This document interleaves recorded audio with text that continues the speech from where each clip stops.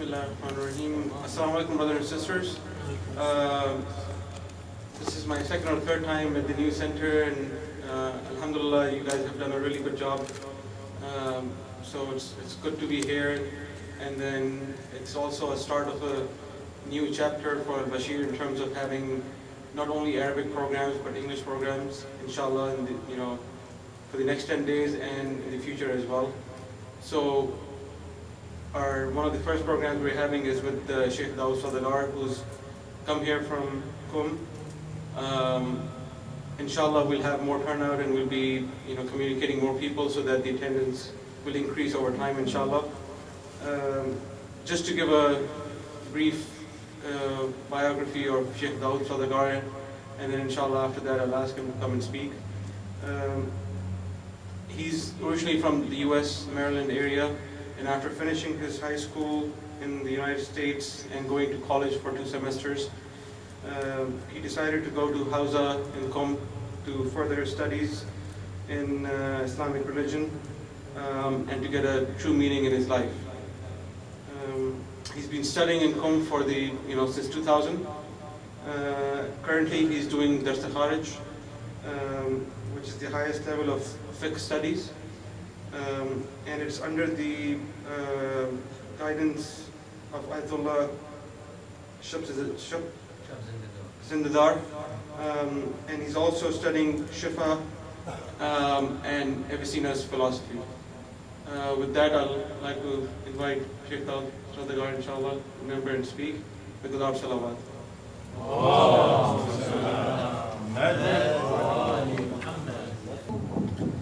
أعوذ بالله من الشيطان الرجيم. بسم الله الرحمن الرحيم. وبه نستعين وهو خير موفق ومعين. ثم الصلاة والسلام على سيدنا محمد وآله الطيبين الطاهرين. اللهم صل على محمد واللعن الدائم على أعدائهم أجمعين. Alhamdulillah Rabbil Alameen. It's an honor to be at the Al-Basheer Center for these nights, inshallah ta'ala. I hope both you and I can benefit from these nights, inshallah ta'ala. And inshallah, I hope and pray that my speeches would be beneficial. Now, since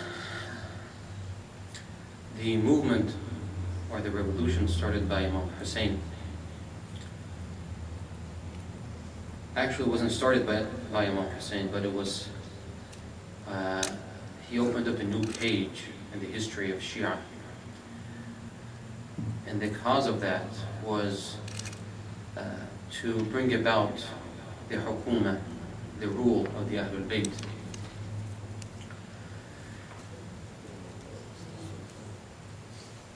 In view of this historical fact,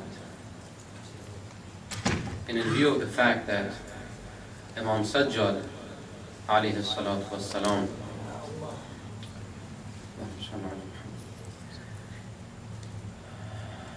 after the martyrdom of Imam Hussein pursued the goal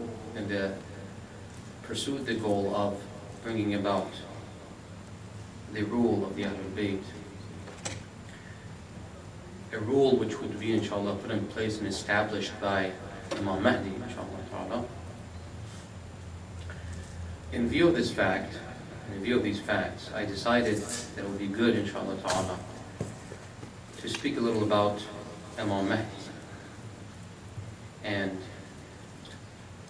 what his status is and what his goal is, what his activities are, what he's doing, what his ghaibah means, and issues concerning these topics, inshallah. As Shias, we believe that every time and age there must be a Khalifatullah, a Hujjah.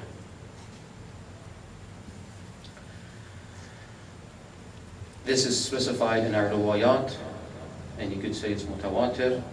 It's not one riwayat, there are many riwayat that say that every age there must be a Khalifatullah, there must be a Hujjah. This was true before the Prophet Muhammad sallallahu alaihi wasallam, and it's also true after the Prophet. We believe that after the Prophet there were 12 successors appointed by the Prophet. 11 of these successors, of these Imams, were all martyred, were all killed.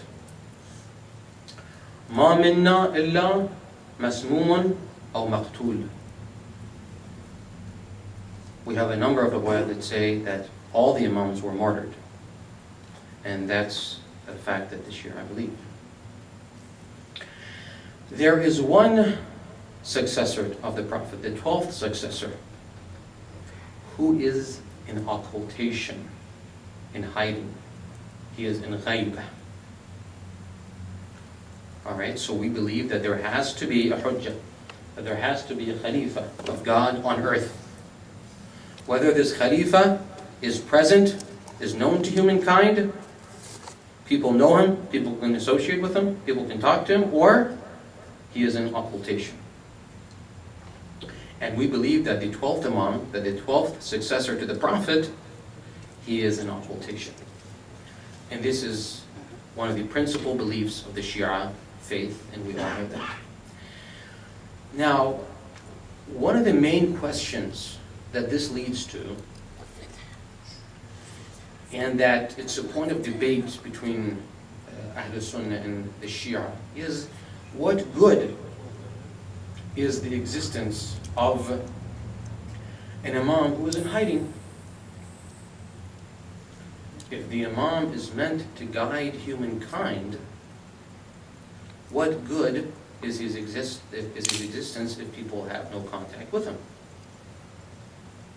Right, that's a question, one of the main questions associated with the topic of the occultation of our 12th Imam, Imam Mahdi. And this is the question that I would like to address tonight, inshallah ta'ala. And to address this question, we need to examine and consider the functions and the functions that the Imam has, the wadha'if, the positions that the Imam has, and the functions that he fulfills. We need to examine these functions to thereby determine what advantage the existence of an Imam who is in occultation has.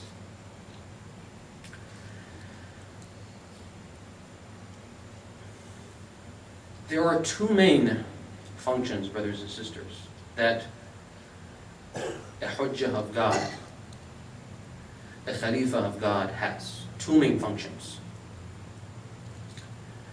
And the Shia theology, we refer to one function as al-wilaya at-takwiniyah, and we refer to the other as al-wilaya at-tashri'iyah.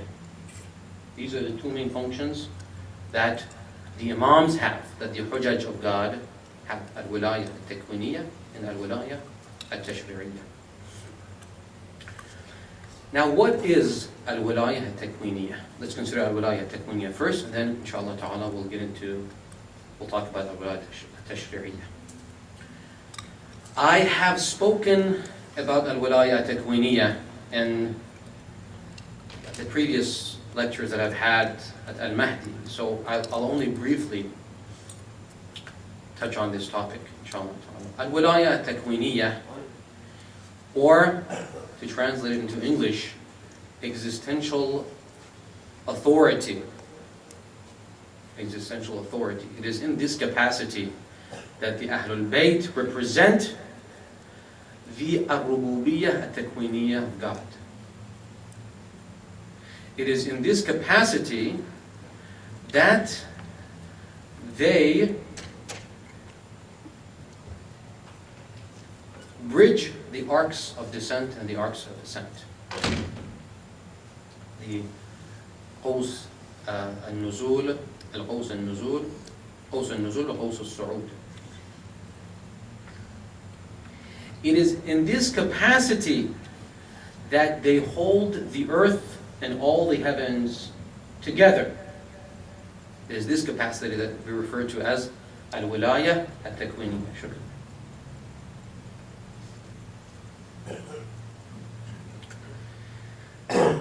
In Ziyara Jami'iyya Kabira, which is very recommended by Imam Mahdi to be read by Shia frequently, one of the phrases that we read is Bikum bada Allah wa bikum yakhtam.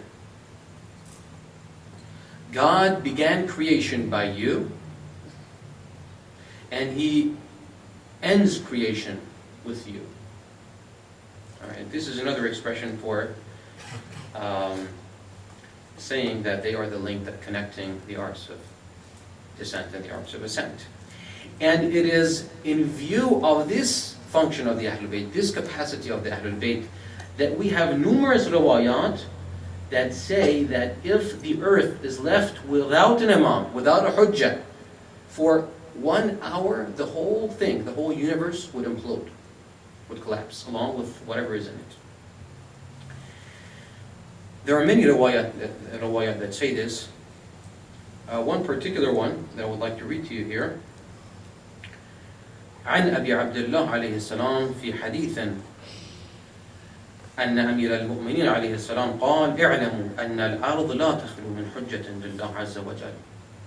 Be aware, know that the earth will never be without hujjah.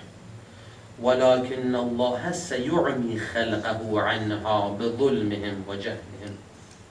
God has made people blind to the 12th Imam because of the oppression, because he would have been martyred, because he would have been slain like his forefathers if he had been living a normal life.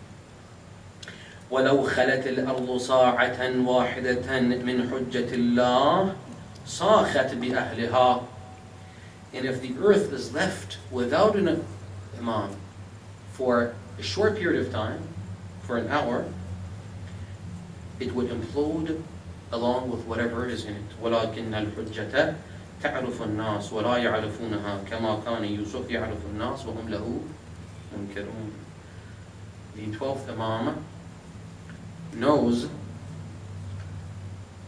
people, he knows everyone, he is aware of all the actions of the Shia and the non-Shia, but people are unaware of him and are ignorant of his person and where he is and so on and so forth. So, one of the benefits, or one of the advantages that the existence of an Imam has is to maintain this universe in existence. Without the Imam, this universe would not exist. That is one of the benefits of having an Imam, although, and this benefit derives from the Imam, or it comes from the Imam, whether he's hadir, whether he is present, or whether he's ghaib, whether he is in occultation. Regardless of his state of presence or occultation, this benefit comes from the Imam. Now, as to why this benefit comes about, as to why the Ahlul Bayt have this function, why the Khalifatullah, or how the Khalifatullah officiates in this capacity, I've talked a lot about this in the previous nights, and so I will not go into more detail concerning this function. The second function, or the second capacity of the Ahlul Bayt, which is what we all are aware of, inshallah ta'ala, is their al-wilaya at-tashri'iyya, their legislative authority. It is in this capacity that they are the representatives of God's al-rububiyyah at-tashri'iyya. It is in this capacity that they convey and interpret God's law. It is in this capacity that they are entitled to rule humankind. We believe that the only people genuinely entitled to rule humankind are the Ahlul Bayt. Right? This is the second function of the Ahlul Bayt, the second benefit that humankind derives from the Ahlul Bayt. And this benefit is pretty much absent in the absence of the Imam. We are deprived to a great extent. To a great extent, we are deprived of this capacity of the Imam. Although he has the Imam, whether Imam Mahdi and the previous Imam, starting from the Prophet himself, although the Ahlul Bayt have specified that in the absence of the Imam, the faqih, the fuqaha, those who have the necessary requirements, they are the representatives of the Ahlul Bayt, that they are the extension of the al-walayah al-tashri'iyah of the Ahlul Bayt, that they can interpret the law of God, that they can rule human society, and that's why we believe in walayatul faqih. Despite of this, we are still deprived of the al-walayah al-tashri'iyah of the Ahlul Bayt. Although the fuqaha are doing a very, very good job, and it's what they're doing is necessary, but they can never fully fill the void of the al-walayah al-tashri'iyah, the legislative authority of the Ahlul Bayt. And that's why we have the disagreements among the ulama. That's why we have all these problems that we have in the world. It's because the fuqaha, although their office, although what they're doing, their activities, their scholarly pursuits are very necessary, yet it can never be the same as the al-walayah al-tashri'iyah of the Ahlul Bayt. There is, however, brothers and sisters, another aspect to the functions and activities of the Ahlul Bayt. And that is what we sometimes refer to al-hidayah al-batiniyah. Al-hidayah al-batiniyah, which we could translate as hidden guidance or covert guidance, as opposed to al-wilayah al-tashri'iyah, which is al-hidayah al-zahiriyah, which is overt guidance, it's open guidance. This al-hidayah al-batiniyah is a hidden type of guidance. It's a guidance that people usually do not notice. Yet it is a type of guidance that the riwayat of the Ahlul Bayt, without a doubt, specify and verify. I'll read to you two riwayats I have written down here regarding this al-hidayah al-batiniyah, and then inshaAllah ta'ala I'll give you a couple of examples of how this al-hidayah al-batiniyah works.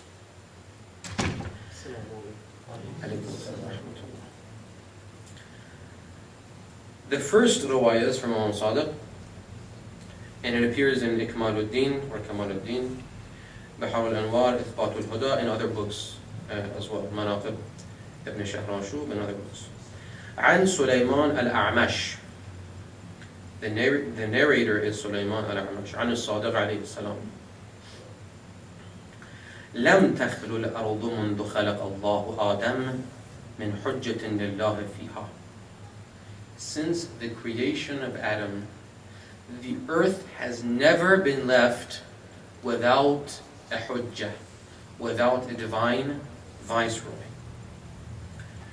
ظاهر مشهور أو غائب مستور. Whether this hujjah might be known to people or he might be hidden to people. Regardless of this, there has to be a hujjah. إلا أن تقوم الساعة. إلا أن تقوم الساعة. من حجة لله فيها.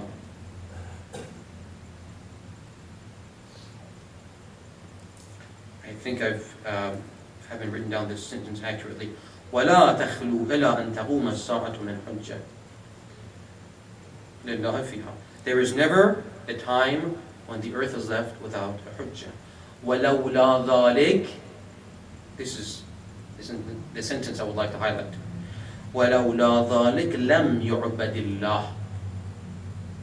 If it weren't for this, if it weren't for the hujjah, for the concealed hujjah, for the hujjah and occultation, God would not be worshipped. لَمْ يُعْبَدِ اللَّهِ. It doesn't say صَاخَتِ الْأَرْضُ بِأَهْلِهَا. That's the al-wilaya takwiniyah. This is something different. لَمْ يُعْبَدِ اللَّهِ. God would not be worshipped. Inshallah, I'll come back to that later. قال سليمان, the narrator asks Imam Sadiq, فقلت للصادق عليه السلام فكيف ينتفع الناس بالحجة الغائب المستورة. How can people benefit from a divine viceroy, a hujjah of God, who is in occultation? قال كما ينتفعون بالشمس إذا سترها السحاب. I'm sure you guys have heard this a lot. Just as the people benefit from the sun when it is shrouded by clouds. That's the benefit that humankind derive.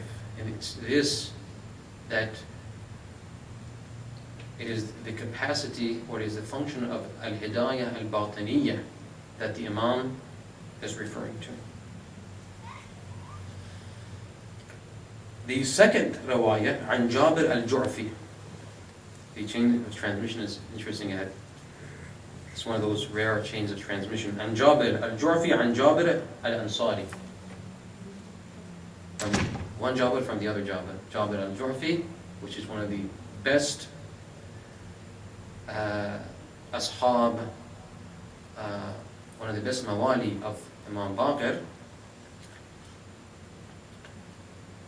Mainly Imam Baqir, of course, he lived at the time of Imam Sadiq and Imam Qadim as well, but mainly with Imam Baqir. And Jabir al-Ansari, he is narrating this riwayah from Jabir al-Ansari, who lived from the time, he was one of the ashab of the Prophet, and he lived all the way up to Imam Baqir, and he saw Imam Baqir before dying. إِنَّهُ سَأَلَ النَّبِي, Jabir al-Ansari asks the Prophet, هَلْ يَنْتَفِعُ الشِّيَةُ? I'm not going to mention this name of Mahdi. هَلْ يَنْتَفِعُ الشِّيَةُ بِالْمَهْدِي? How will Shia benefit from Imam Mahdi when he is in occultation? One point we can derive from this riwayah, and some scholars have said this, is that even during the time of the Prophet, certain people were known as the Shi'atu Ali, even before the Prophet passed away. And that's one side point we can derive from this riwayah as well. So Jabir al-Ansari is asking the Prophet, هل ينتفع الشيعة بالمهدي عليه السلام في غيبته؟ فقال صلى الله عليه وآله إي والذي بعثني بالنبوة إنهم لينتفعون به ويستضيئون بنور ولايته في غيبته. Yes, by God who appointed me his prophet, they will benefit from him, and they will benefit from his life, from his light that shines out of his wilayah during his occultation. كَانْتِفَاعِ النَّاسِ بِالشَّمْسِ وَإِنْ جَلَّلَهَا السَّحَابِ. Just as people benefit from the sun when it is shrouded by clouds. These two riwayat, brothers and sisters, are referring to something that is the capacity, the function of the Ahlul Bayt that is referred to as al-hidayah al-batiniyah. Like I said, you could say it's something between al-wilaya at-takwiniyah and al-wilaya at-tashri'iyah. It is a special function that the Ahlul Bayt have. That is, by this guidance. They guide humankind, but not through the normal paths of guidance, not through the zahiri paths of guidance, or through batini ways of guidance. What exactly does al-hidayah al-batiniyah mean? And what are some of the instances? Inshallah, if we consider these instances and examples, it will be a little clearer for us what al-hidayah al-batiniyah is. There is a very, very interesting riwayah in Al-Kafi.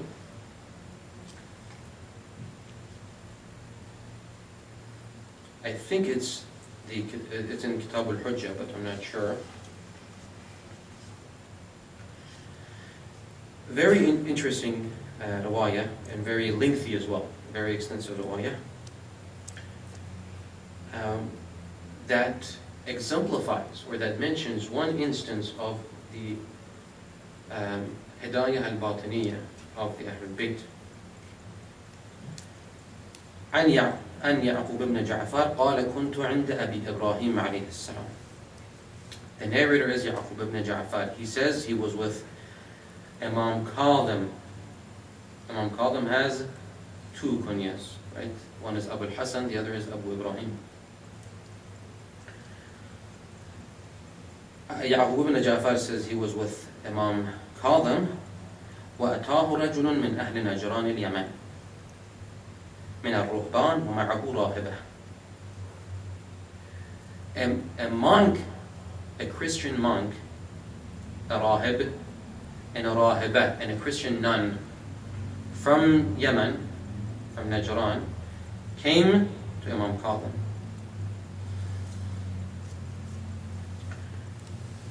فاستأذن لهما الفضل بن سوار.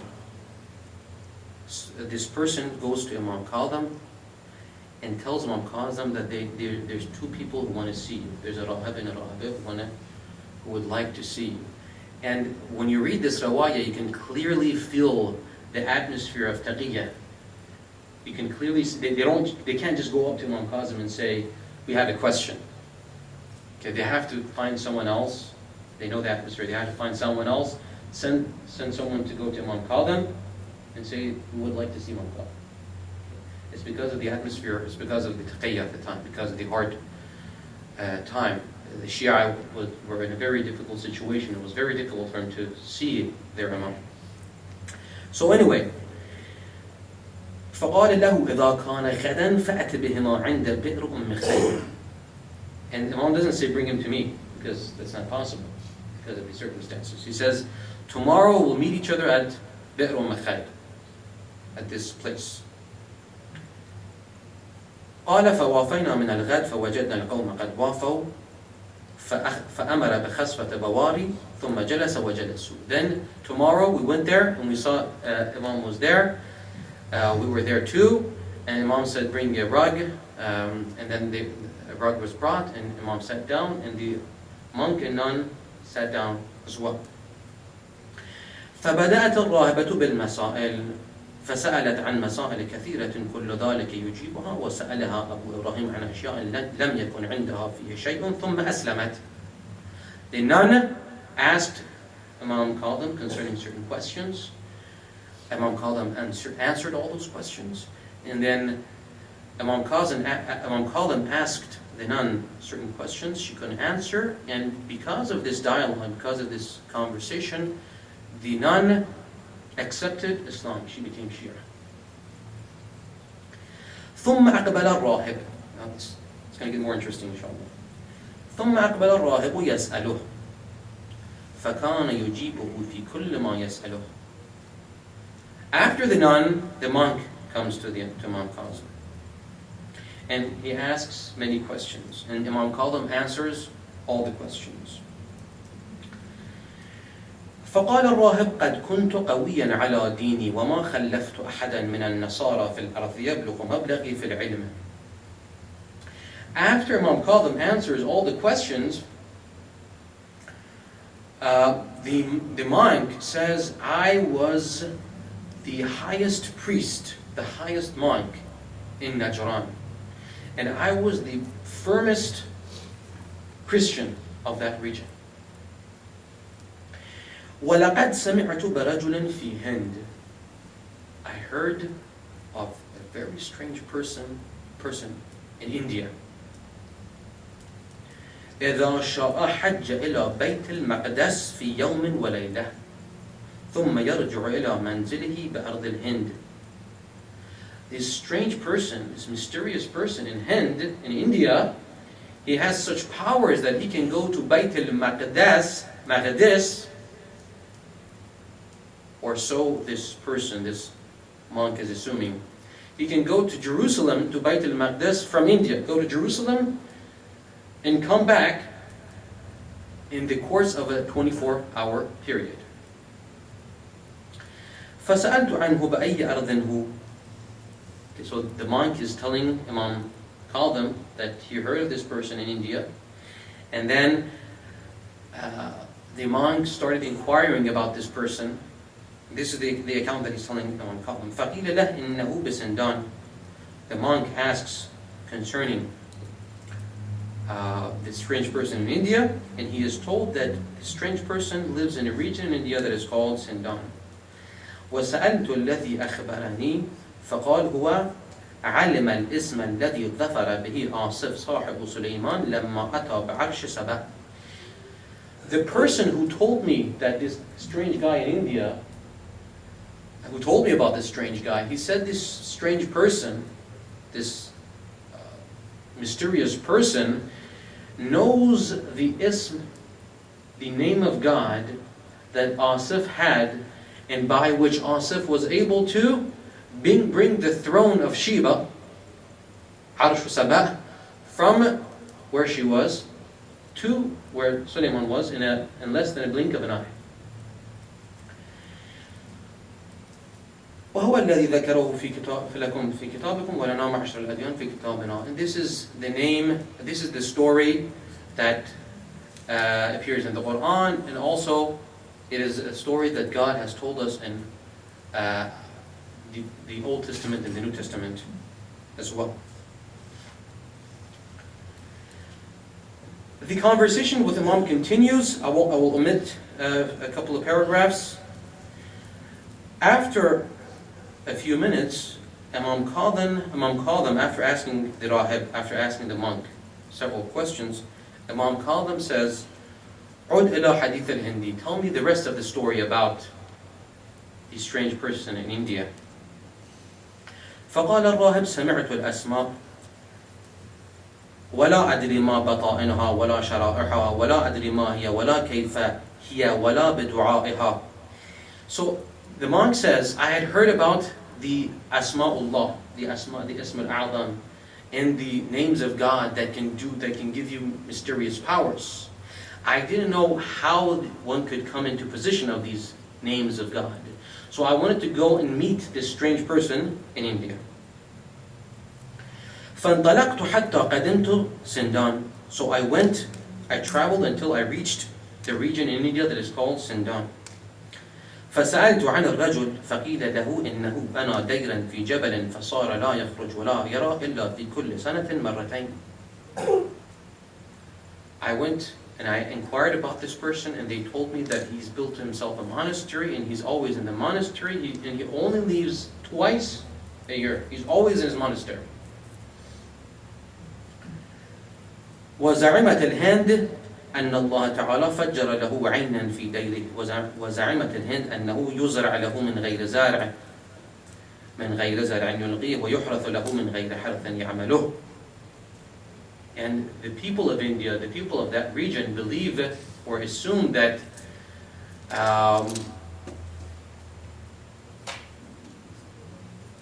wheat and other things that he needs for his living, they are cultivated for him without him having to do anything. In other words, God provides for his food and everything without him having to do anything. فانتهيت إلى بابه فأقمت ثلاثا لا أدق الباب ولا أعالج الباب. I came to his door. I did not knock on the door. I waited by the door for 3 days.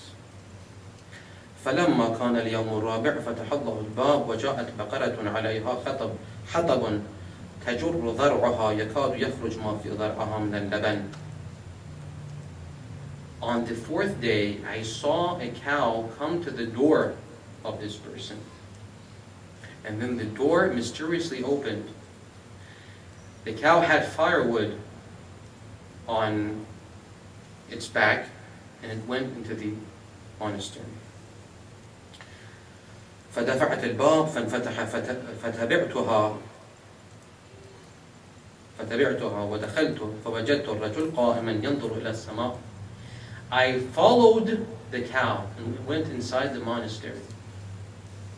I saw the man, this mysterious man. ينظر إلى السماء فيبكي وينظر إلى الأرض فيبكي وينظر إلى الجبال فيبكي. When I encountered this man, I saw him, he was looking at the sky and crying. He looked, turned his face and looked at the mountains, and again he was crying. He was constantly crying. So this monk addresses this mysterious person. فَقُلْتُ لَهُ مَا أَقَلَّ ضَرْبَكَ فِي دَهْرِنَا هَذَا. You are a strange person. I have not seen many people like you. فَقَالَ لِي وَاللَّهِ مَا أَنَا إِلَّا حَسَنَةٌ مِنْ حَسَنَاتِ رَجُلٍ خَلَّفْتَهُ وَرَاءَ ظَهْرِكَ. He tells the monk, I am only one instance of the benefits that can derive from a man whom you left behind. The monk doesn't get the point at this part of the conversation, at this point of the conversation. He doesn't understand what the person is talking about. So the conversation continues. فقلت له أخبرت أن عندك اسما من أسماء الله تعالى تبلغ به في كل يوم وليلة بيت المقدس. The monk tells this person, I have been told that you are in possession of one of the names of God, whereby you are able to go to Jerusalem and back in a matter of a day. فقال لي فهل تعرف البيت المقدس? At this point, this mysterious man tells the monk, do you know what البيت المقدس is? فقلت له لا أعرف إلا بيت المقدس. I don't know بيت المقدس. I only know بيت المقدس. بيت المقدس is Jerusalem. I have never heard of البيت المقدس. لا أعرف إلا بيت المقدس الذي بالشام. فقال, the strange man says, ليس بيت المقدس ولكنه البيت المقدس. I'm not talking about بيت المقدس. I'm not talking about Jerusalem. I'm talking about البيت المقدس. And وهو بيت آل محمد.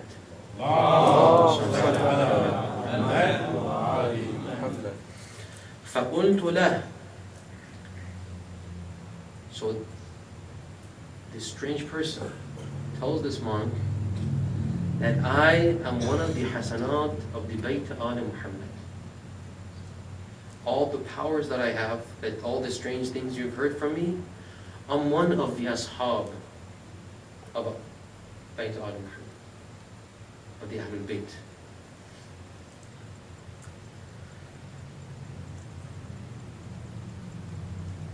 After a few minutes, I'm going to again omit part of the conversation. فقلت له. The monk tells this strange person, إني قد ضربت إليك من بلد بعيد تعرضت إليك بحارا وغموما وهموما وخوفا وأصبحت وأمسيت مؤيسا ألا أكون ظفرت بحاجتي. I have come all this way to see you. I've passed through dangerous seas. I've been through many dangers only to see you and to get my wish, to try to reach my aspiration, to get those powers from you. the strange man tells him, ارجع من حيث جئت فانطلق حتى تنزل مدينة محمد. Go back. You've come, all the way you've come has been in vain. You have to go back to the source of knowledge. You have to go back to Medina. ثم, I'm emitting a part. He tells him, again, because of the atmosphere of Taghiya, he doesn't tell him go straight to Musa al-Kadhim. He tells him to go to this person, tell that person, I want to see that person, and that person will take you to that person, and then he's going to arrange the meeting for you. That's how severe, that's how difficult the situation was. ثم سله عن فلان ابن فلان الفلاني. Again, the name, you shouldn't say the name out loud. The name has to be also kept secret. Ask him عن فلان ابن فلان الفلاني. أي موسى بن جعفر الكاظم. Ask that person to take you to Musa. قلت فإذا لقيته فأصنع ماذا. When I see Imam Musa, when I see this person that you're referring to, what should I do? فقال سله عما كان وعما هو كائن وسله عن معالم الدين من مضى ومن بقي.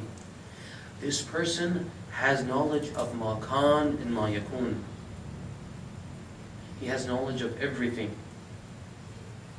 He has knowledge of all the religions, past and present.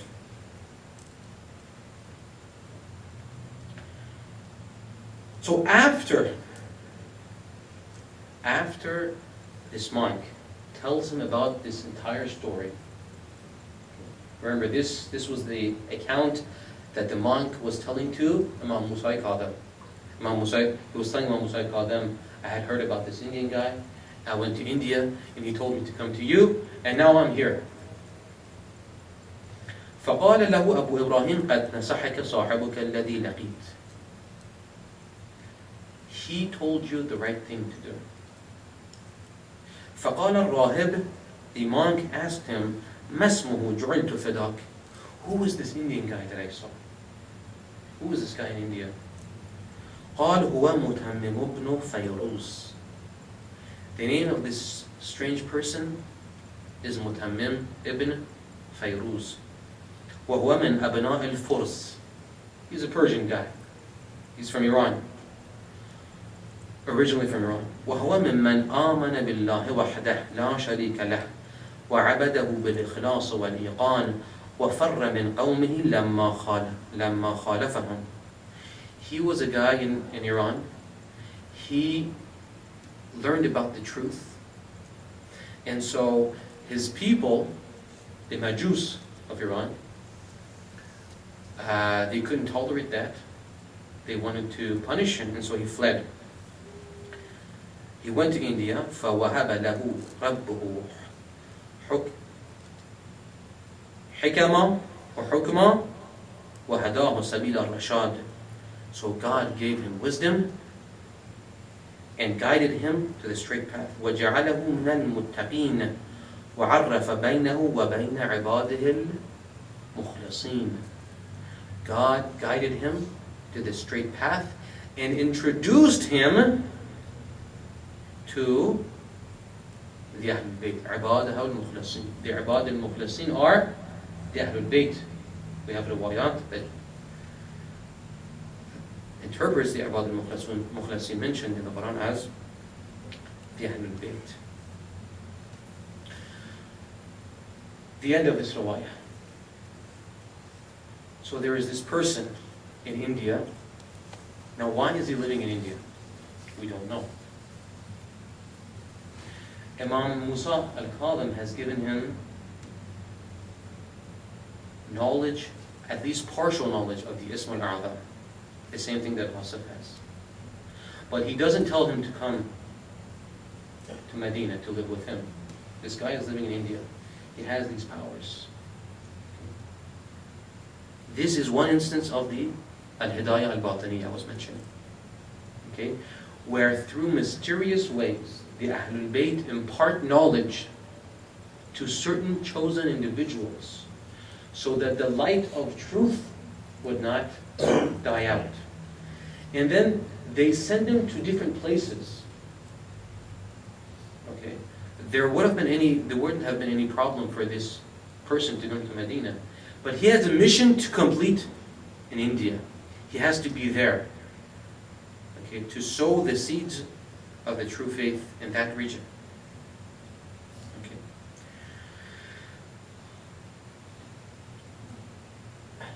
That was one instance. I know it took a long time. The second instance, inshallah, will be shorter. The second instance that I would like to bring to your attention is the case of Sayyid Ali Shushtari, or Sayyid Ali Tustari. Arabic Shushtari is called Tustar. Sayyid Ali Tustari. This also has a very interesting story. You've all heard of Allama al-Tabatabai, inshallah. Allama al-Tabatabai, the great contemporary Quranic mufassir, exegete, and Arif. Allama al-Tabatabai's teacher was Allama Qadi. Allama Qadi's teacher in Arfan was Sayyid Ahmad Karbalai. Sayyid Ahmad Karbalai's teacher was Mullah Hussein Qoliya Hamadani. And Mullah Hussein Qoli Hamadani's teacher was Sayyid Ali Shushtari. Now this Sayyid Ali Shushtari, he had been in Najaf, he had studied fiqh, he'd become a mujtahid, and then he went back to his hometown, Shushtar, at Tustar, in Iran. And he became the Qadi of Shushtar. This might have been like around the time of Sheikh Ansari, around that time. Maybe a little before Sheikh Ansari became the Marja. So he went back to his hometown, Shushtar, and then he officiated as the Qadi. He acted as the Qadi of Shushtar. He was the Faqih there, and people referred to him for their different affairs. One night, in the middle of the night, this person comes and knocks on his door. In the middle of the night, this person comes and knocks on his door, and he wakes up and he's shocked. Who could this be? His servant goes to the door and says, the person at the door is introducing himself as Mullah Qoliya Jawla, a weaver.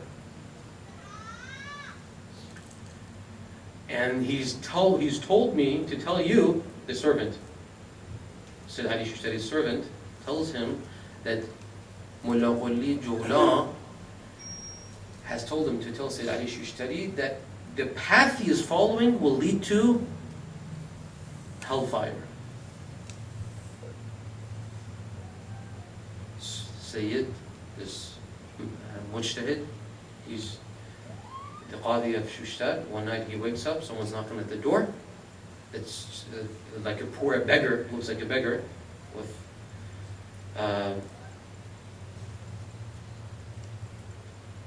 not too good of, he doesn't look too good. He looks like a beggar. He knocks on the door, and then he tells Sayyid Ali Shushtari that the path that you're following leads to hellfire. Sayyid Ali Shushtari says, I think this guy is crazy. I think he's insane. So he disregards him. 8 days later, that same person comes in the middle of the night again, knocks on the door. Knocks on the door. Again, Sayyid Ali Shushtari goes to the door. This time, Mullah Qoliya Jawla tells Sayyid Ali Shushtari that one case that you judged today was wrong. Mullah Qoliya Jawla tells him that today you made a decision, you made a judgment, you told a person that he has the right to be the owner of such and such place. Alright? That such and such place is waqf, is dedicated, is mawquf. Your judgment was incorrect, was invalid. And the documents that this place was mawquf is in a box buried in such and such place. Go and find it. So Sayyid Ali Shishtari, the next day, he goes out, he's dumbfounded, he's extremely shocked by the experience he has the night before. He takes some people with him and he goes to that place that Mullah Wali Jawlan has told him. And he digs up, he finds the box, and it's exactly the documents that Mullah Wali Jawlan had told him were there. Alright? 8 days later, or 8 nights later, again Mullah Wali Jawlan comes back. This time, Sayyid Ali Shishtari, he goes to the door and he greets this person. And he tells him, Mullah Wali Jawlan smiles and says, "Did you realize I'm not crazy? Did you realize I'm not insane?" Sayyid Ali Shishtari says, "What should I do?" He says, "Sell everything that you have here. Go back to Najaf, I'll meet you there." Sayyid Ali Shishtari goes back to Najaf, and in Wad al-Salam, they meet. Excuse me, I forgot to say this. Before, when he tells them that you have to sell everything and go to Najaf, he also gives them certain adhkar to say. And he tells them that we're going to meet in Najaf. So he goes, Sayyid Ali Shishtari sells everything and prepares and then goes to Najaf. And in Wad al-Salam they meet. Mullah Wali Jawlan tells him, "This is our last encounter. These are the azkar, and these are the things that you have to do. These are the formulas that you have to do. Tomorrow I'm going to die in Shushtar." The distance between Shushtar and Najaf especially back then, was at least, I guess, at least a week on camel or by caravan. It was at least a week distance, a distance of a week. So he tells him, "I'm going to die in Shushtar tomorrow. You follow this path." He follows that path. He becomes the great arif of his time. The true arif, not the mutasawwif and the Sufi that don't follow the true path of the Ahlul Bayt. Sheikh Ansari used to go to the classes of this Sayyid Ali Shishtari.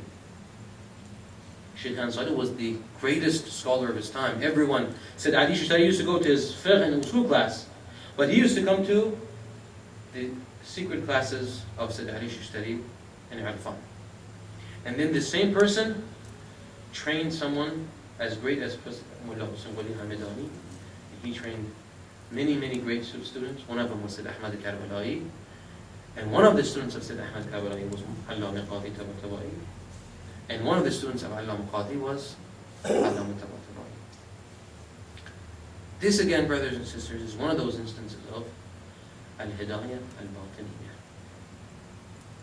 Remember in that riwayah that I read to you, the Imam had said, if it weren't for this guidance, lam yu'badillah, God would not be worshipped.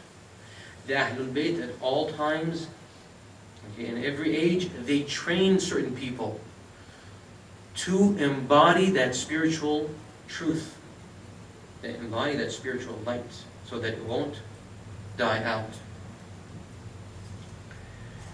And this is one aspect. This is not the whole truth of Al-Hidayah Al-Batiniyah. This is only one aspect of the Al-Hidayah Al-Batiniyah. Passing on the spiritual truth of the Ahlul Bayt. There are other aspects too, like the inspirations that Imam Mahdi puts in the hearts of the fuqaha, of the scholars, of the great personages of the Shia faith, so that they would be able to guide the Shia. If you look at the history of the Shia, with all the persecution, with all the obstacles, not only has the Shia persisted, it has grown. And it's only due to this Al-Hidayah Al-Batiniyah. There's this other account, inshallah I'm going to wrap up shortly. There's this other account, I mentioned it in the Salatul Jum'ah, previous Salatul Jum'ah, but I'd like to mention it again because I think it's a very interesting account. And we know in the dhikra tanfa'u al-mu'minin, these things, to repeat them is not, inshallah, it's not tedious and won't be boring, inshallah ta'ala. This is again another instance of the al-hidayah al-batiniyah from a different perspective, from a different aspect of the al-hidayah al-batiniyah. After the 33-day war in Lebanon, when the Shia, alhamdulillah, defeated Israel, Ayatollah Misbah Yazdi, he's a known scholar of the poem, he went to Lebanon to see Sayyid Hassan. And that meeting that he had, Sayyid Hassan told him several of the miracles that had happened during the war, during the 33-day war. One of the miracles that Ayatollah Misbah recounted was this, that in one of these days, there was a group of the Shia soldiers. They were surrounded by the Israeli forces. And they had no way out, they had no way to escape. And so they were all getting ready for martyrdom, for shahada. They were all saying their shahadas, and they were all prepared to die. As they were approaching their last moments, all of a sudden, out of the blue, missiles from behind the front line came and it hit the Israeli soldiers that were there. And so the Shia soldiers, they were free to go. Alhamdulillah, they left that spot they were, and the Israelis, many of them were killed, and the rest of them fled. Now, when these soldiers, when they contacted their headquarters, they thanked them. They thanked the headquarters for sending the missiles right in time to save them. The reply they got was that we sent no missiles. There were no missiles.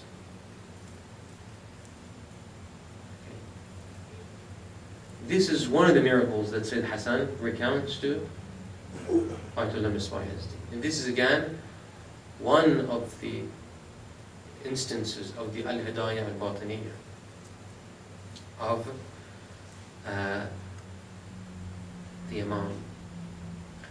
So, going back to the question that I posed at the beginning of the speech, those who ask what advantage, what benefit does the existence of Imam Mahdi have? What benefit does the existence of Imam Mahdi have when he is an occultation? The answer is, first of all, the al-wilayah takwiniyah, and secondly, this al-hidayah al-batiniyah. These are the two clearest examples of the benefit that the existence of Imam Mahdi has for all humankind. And if it weren't for this, brothers and sisters, the Shia would have definitely died out. The Shia would have been persecuted, and the Shia faith, the light of God, would have been extinguished. And therefore, the worship of God and the ta'ah of God would have died out on the earth. And that's why the Imam says, as I read to you, if it weren't for this, lam yu'badillah. It's because it's on account of this al-hidayah al-batiniyah. And because of the grace and mercy of that Imam Mahdi has on us, that the Shia faith has been able to persist. Alhamdulillah Rabbil Alameen. والصلاة والسلام على سيدنا محمد وآله الطيبين الطاهرين. اللهم صل على محمد.